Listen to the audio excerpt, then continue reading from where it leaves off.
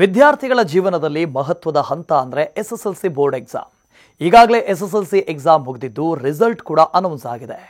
SSLC ವಾರ್ಷಿಕ ಪರೀಕ್ಷೆಗಳು ಸಾಮಾನ್ಯವಾಗಿ ಮಾರ್ಚ್ ಮತ್ತು ಏಪ್ರಿಲ್ ತಿಂಗಳಲ್ಲಿ ನಡೆಯುತ್ತೆ.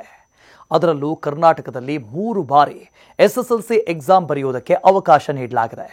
ಹಾಗಾಗಿ ಆರಂಭದಲ್ಲೇ ಎಸ್ಎಸ್ಎಲ್ಸಿ ಓದ್ತಾ ಇರುವಂಥ ಅಭ್ಯರ್ಥಿಗಳು ತಯಾರಿ ನಡೆಸಿದ್ರೆ ಒಳ್ಳೆಯದು. ಆಗ ಮಾತ್ರ ವಿದ್ಯಾರ್ಥಿಗಳು ಉತ್ತಮ ಅಂಕ ಗಳಿಸುವುದಕ್ಕೆ ಸಾಧ್ಯ.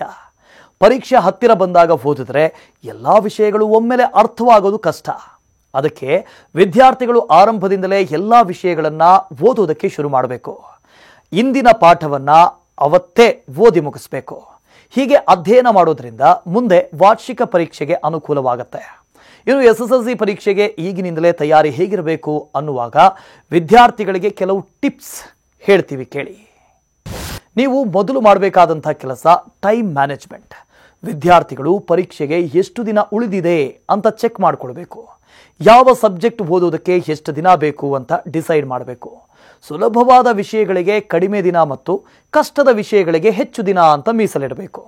ನೀವು ಡಿಸೈಡ್ ಮಾಡಿದಂತೆ ಆ ದಿನಗಳಲ್ಲಿ ಅಂದುಕೊಂಡ ವಿಷಯಗಳನ್ನು ಓದಿ ಮುಗಿಸಬೇಕು. ಕಷ್ಟಕರ ವಿಷಯಗಳನ್ನು ಹೆಚ್ಚು ಅಧ್ಯಯನ ಮಾಡಬೇಕು. ಹಾಗೆ ಸುಲಭ ಅನ್ನೋ ವಿಷಯಗಳನ್ನು ತಿರುವು ಹಾಕಬೇಕು. ಹೀಗೆ ಟೈಮ್ ಮ್ಯಾನೇಜ್ ಮಾಡಿದ್ರೆ ಉತ್ತಮ. ಇನ್ನು ಟೈಮ್ ಟೇಬಲ್ ತುಂಬ ಇಂಪಾರ್ಟೆಂಟ್. ಸರಿಯಾದ ಯೋಜನೆ ಇಲ್ಲದೆ ಗುರಿಯನ್ನು ತಲುಪೋದು ಸವಾಲಿನ ಕೆಲಸ. ಆದ್ದರಿಂದ ಎಸ್ಎಸ್ಎಲ್ಸಿ ಪರೀಕ್ಷೆಗಳಿಗೆ ಸಾಕಷ್ಟು ತಯಾರಿ ಅವಶ್ಯಕ. ಇದಕ್ಕಾಗಿ ಪ್ರಾಪರ್ ಟೈಮ್ ಟೇಬಲ್ ಬೇಕು. ಪರೀಕ್ಷೆಗೆ ಇನ್ನೆಷ್ಟು ದಿನಗಳು ಉಳಿದಿವೆ ಅಂತ ಯೋಚಿಸಿ ದಿನದ 24 ಗಂಟೆಗಳನ್ನು ಸರಿಯಾದ ರೀತಿಯಲ್ಲಿ ವಿಭಾಗಿಸಿಕೊಳ್ಳಿ. ಟೈಮ್ ಟೇಬಲ್ನಂತೆ ದಿನಾಲು ಓದುವುದನ್ನು ರೂಢಿ ಮಾಡಿಕೊಳ್ಳಿ. ಎಷ್ಟು ಗಂಟೆ ಬರೀಬೇಕು, ಎಷ್ಟು ಗಂಟೆ ಓದಬೇಕು ಅಂತ ಟೈಮ್ ಟೇಬಲ್ ಫಾಲೋ ಮಾಡಿ. ಯಾವ ಟೈಮ್ನಲ್ಲಿ ಓದಬೇಕು ಅಂತ ಮೊದಲೇ ಡಿಸೈಡ್ ಮಾಡೋದು ಬೆಸ್ಟ್. ಓದಿಗೆ ಕುಳಿತುಕೊಳ್ಳುವ ಸಮಯ ಮತ್ತು ಸ್ಥಳ ಅತ್ಯಂತ ಪ್ರಮುಖವಾದುದು. ಇದು ಓದಿನಲ್ಲಿ ಪ್ರಮುಖ ಪಾತ್ರ ವಹಿಸುತ್ತೆ. ಬೆಳಗ್ಗೆ ಬೇಗನೆ ಎದ್ದು ಮುಖ ತೊಳೆದು ಓದಿದ್ರೆ ಉತ್ತಮ. ಮಾರ್ನಿಂಗ್ ರೀಡಿಂಗ್ ಯಾವಾಗಲೂ ಬೆಸ್ಟ್. ಯಾವುದೇ ರೀತಿಯ ಗಲಾಟೆ ಇರೋದಿಲ್ಲ. ಯಾವುದೇ ಕಾರಣಕ್ಕೂ ನಿದ್ದೆಗೆಟ್ಟು ಓದಬೇಡಿ. ಇದು ಆರೋಗ್ಯದ ಮೇಲೆ ಪರಿಣಾಮ ಬೀರಬಹುದು. ಸಂಜೆ ಕೂಡ ಓದಬಹುದು. ಪ್ರತಿದಿನ ಶಾಲೆಗೆ ಹೋದಾಗ ಏನು ಹೋಮ್ವರ್ಕ್ ಕೊಟ್ಟಿದ್ದಾರೋ ಅದನ್ನು ಅಂದೇ ಮಾಡಿ ಮುಗಿಸ್ಬೇಕು.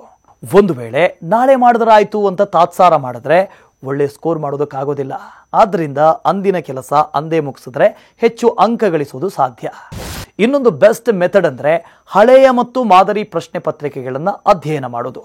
ಇದರಿಂದ ನಿಮಗೆ ಪರೀಕ್ಷೆಯ ಮಾದರಿ ಅರ್ಥವಾಗುತ್ತೆ. ಪರೀಕ್ಷೆಯಲ್ಲಿ ಎಂಥ ಪ್ರಶ್ನೆಗಳು ಬರಬಹುದು ಅನ್ನೋದು ಗೊತ್ತಾಗತ್ತೆ. ಇದು ನಿಮ್ಮ ಓದಿಗೆ ಸಹಾಯವಾಗುತ್ತೆ. ಕಳೆದ ವರ್ಷದ ಪ್ರಶ್ನೆ ಪತ್ರಿಕೆಗಳು ಹಾಗೂ ಮಾದರಿ ಪ್ರಶ್ನೆ ಪತ್ರಿಕೆಗಳನ್ನು ಹೆಚ್ಚೆಚ್ಚು ಅಧ್ಯಯನ ಮಾಡಿ. ಇದರ ಜೊತೆಗೆ ಹಿಂದಿನ ವರ್ಷದ ಪ್ರಶ್ನೆ ಪತ್ರಿಕೆಗಳಿಗೆ ಉತ್ತರಿಸುವುದಕ್ಕೆ ಪ್ರಯತ್ನ ಪಡಿ. ವಿದ್ಯಾರ್ಥಿಗಳು ಅಂದಿನ ಪಾಠ ಅಂದೇ ಓದಿದ್ರೆ ಉತ್ತಮ.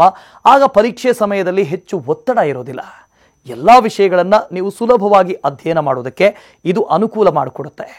ಶಾಲೆ ಆರಂಭವಾದ ದಿನದಿಂದಲೇ ನಿಯಮಿತವಾಗಿ ಓದಬೇಕು. ಅಂದಿನ ಓದನ್ನು ಅಂದೇ ಓದಿ ಮುಗಿಸೋದು ಬೆಸ್ಟ್. ಇಷ್ಟೇ ಅಲ್ಲ, ಅಂದಿನ ಪಾಠವನ್ನು ಅಂದೇ ಓದುವಾಗ ಯಾವುದು ಮುಖ್ಯ ಅನಿಸುತ್ತೋ ಅದನ್ನು ಶಾರ್ಟ್ ನೋಟ್ಸ್ ಮಾಡ್ಕೋಬೇಕು. ಯಾವ ವಿಷಯ ನಿಮಗೆ ಕಠಿಣ ಅನಿಸುತ್ತೋ ಅದನ್ನು ಶಾರ್ಟ್ ನೋಟ್ಸ್ ಮಾಡಿಕೊಂಡು ಓದೋದು ರೂಢಿಸ್ಕೊಳ್ಳಿ. ಹೀಗೆ ಶಾರ್ಟ್ ನೋಟ್ಸ್ ಮಾಡ್ಕೊಳ್ಳೋದ್ರಿಂದ ಪರೀಕ್ಷೆ ಸಮಯದಲ್ಲಿ ಅನುಕೂಲವಾಗುತ್ತೆ. ಯಾವುದೇ ಕಾರಣಕ್ಕೂ ನಿರ್ಲಕ್ಷ್ಯ ಬೇಡವೇ ಬೇಡ. ಬೋರ್ಡ್ ಎಕ್ಸಾಮ್ ಇನ್ನೂ ದೂರ ಇದೆ ಅನ್ನೋ ಆಲಸ್ಯ ಬೇಡ. ಇನ್ನೂ ಸಮಯ ಇದೆ, ಮುಂದೆ ಓದಿದ್ರಾಯ್ತು ಅನ್ನೋದು ದೊಡ್ಡ ತಪ್ಪು. ಒಮ್ಮೆ ಸಮಯ ಹೋದರೆ ಮತ್ತೆ ಮರಳಿ ಬರೋದಿಲ್ಲ. ಆ ಕಾರಣಕ್ಕೆ ಇರುವ ಸಮಯದಲ್ಲೇ ಸರಿಯಾದ ಟೈಮ್ ಟೇಬಲ್ ಮಾಡಿಕೊಂಡು ಅಧ್ಯಯನ ಮಾಡಿ. ಇದು ನಿಮ್ಮ ಗುರಿಯನ್ನು ತಲುಪೋದಕ್ಕೆ ಸಹಾಯ ಮಾಡುತ್ತೆ. ಇಲ್ಲವಾದರೆ ಮಿಂಚಿ ಹೋದ ಕಾಲಕ್ಕೆ ಚಿಂತಿಸಿ ಫಲವಿಲ್ಲ ಅನ್ನೋ ಥರ ಆಗುತ್ತೆ. ಮತ್ತಷ್ಟು ಇಂಟ್ರೆಸ್ಟಿಂಗ್ ಕಾಂಟೆಂಟ್ಗಳಿಗಾಗಿ ನ್ಯೂಸ್ ಫಸ್ಟ್ ಎಜುಕೇಷನ್ ಚಾನಲ್ನ ಸಬ್ಸ್ಕ್ರೈಬ್ ಮಾಡಿ.